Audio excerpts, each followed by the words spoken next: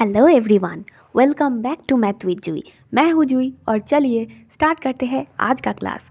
आज के क्लास में मैं chapter 11 surface areas and volumes की एक्सरसाइज 11.2 की क्वेश्चन 4 आप लोगों को सॉल्व करके दिखाऊंगी। तो चलिए स्टार्ट करते हैं आज का क्लास। यहाँ पर आपको बोला है the radius of a spherical balloon increases from 7 centimetre to 14 centimetre as air is being pumped into it.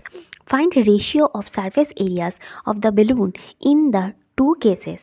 यहाँ पर देखिए एक स्पेरिकल बैलून का रेडियस जो है वो 7 सेंटीमीटर से 14 सेंटीमीटर हो जा रहा है जब उसको हम लोग एयर पम्प कर रहे हैं। ठीक है, यहाँ पर आपको बोला है कि find the ratio of surface areas, मतलब जब पहला रेडियस क्या था 7 सेंटीमीटर, तो उसके केस में सरफेस एरिया क्या है आपको निकालनी पड़ेगी। नेक्स्ट दिया है आपको रेडियस हो गया 14 सेंटीमीटर, तो जब आपका रेडियस होगा 14 सेंटीमीटर तब फिर से क्या सरफेस एरिया होता है वो निकालना पड़ेगा। ठीक है, फिर ये दोनों सरफेस एरिया का हम लोगों को प्रोपोर्शन निकालनी है।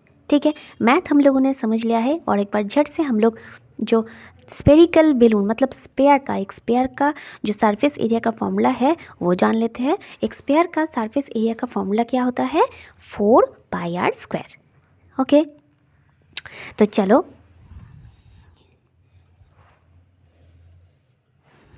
यहाँ पर मैं केस 1 केस 2 ऐसे लिखती हूँ। ठीक है, केस 1 के वक्त आपका रेडियस का वैल्यू कितना है 7 सेंटीमीटर।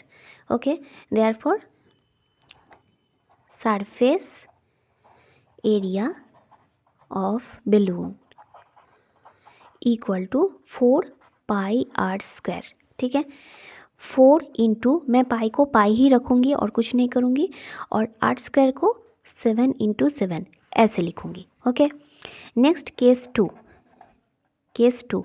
यहाँ पर आपको r का वैल्यू कितना दिया है 14 सेंटीमीटर। ठीक है, देयरफॉर केस 2 में आपका सरफेस एरिया ऑफ बैलून, देखिए सरफेस एरिया यहाँ पर मैं 1 से डिनोट करूँगी इसको। Okay, surface area of balloon equal to 4π, ये r1 लिख देती हूँ, ये r2 लिख देती हूँ। हाँ, r² तो r2 का वैल्यू क्या है, r2 का वैल्यू है 14 सेंटीमीटर, तो मीन्स 14 इंटू 14।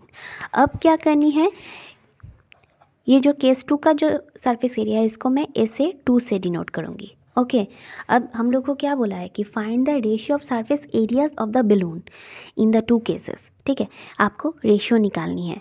ठीक है, फर्स्ट केसेस और सेकेंड केस, इन दोनों केसेस में। ठीक है, therefore SA1 proportion to SA2 ऐसा लिखेंगे। हाँ, SA1 क्या है 4π 7 into 7, 4 into pi into 7 into 7 is to 4 into pi into 14 into 14।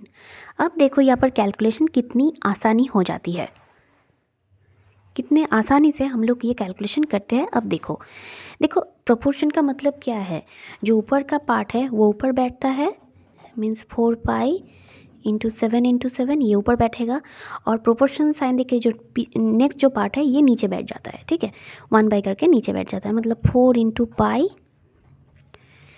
Into 14 into 14। ठीक है, ऐसा होता है। अब देखो 4 cancel out, pi cancel out, 7 2 ज़ा 14, 7 2 ज़ा 14, मीन्स आ गया ऊपर कितना है 1, नीचे कितना है 2 2 ज़ा 4। तो मतलब SA1 is to SA2 proportion कितना आया 1:4। यही आपको निकालने दिया है।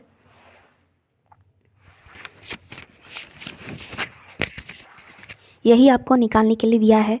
ठीक है, देयरफॉर यहाँ पर जो आंसर है, आंसर क्या होगा, therefore the ratio of surface areas of the balloon in the 2 cases is 1:4। तो चलिए एक बार क्विक रिवीजन कर लेते हैं ये क्वेश्चन का।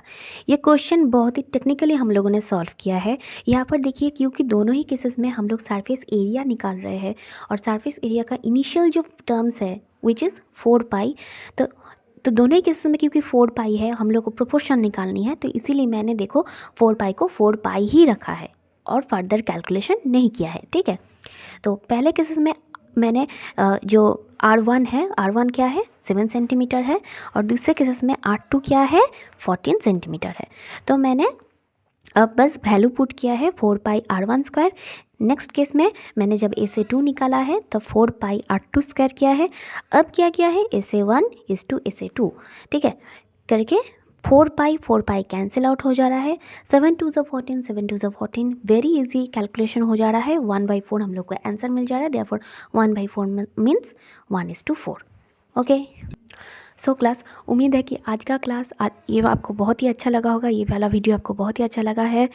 वीडियो अगर पसंद आई है तो ज़रूर वीडियो को एक लाइक कर दीजिए, चैनल को ज़रूर सब्सक्राइब कर दीजिए। मिलते हैं अगले वीडियो में। Thank you.